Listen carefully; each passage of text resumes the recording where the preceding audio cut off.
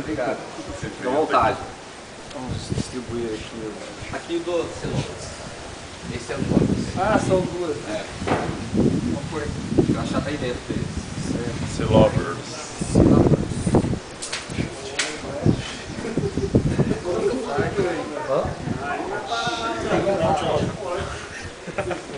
Pra cada um? Você viu, né? Vai ter foda, então você viu, né? Os algoritmos em relação. É proporcional à foca. Celovers. A Mauri.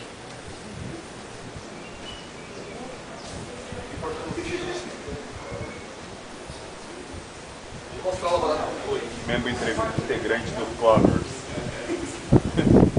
Quer do laboratório se não ficar? Opa, vamos lá. Ele não vê.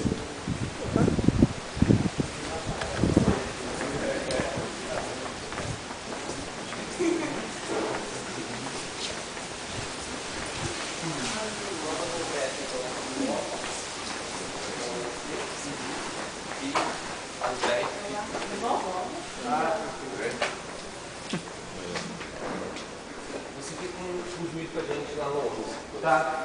Tá legal. A gente tá no laboratório? Esse aqui, ó. Terminar de distribuir os crachás.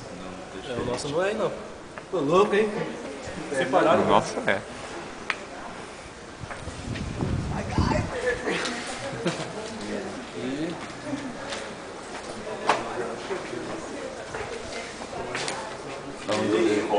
Vocês estão aí? Segundo de novo, mano?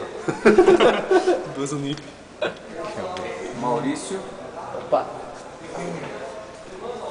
Lá em Araçatuba a gente tinha que devolver o crachá do filho. Ah, é? Tô louco?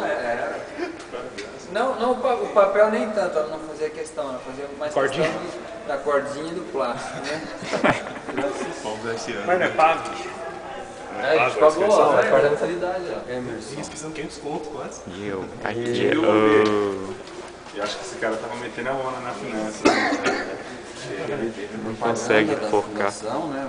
E Assim. o que mais aqui? CITOS, Congresso de Inovação com Tecnologia Open Source. Open source. Open Source.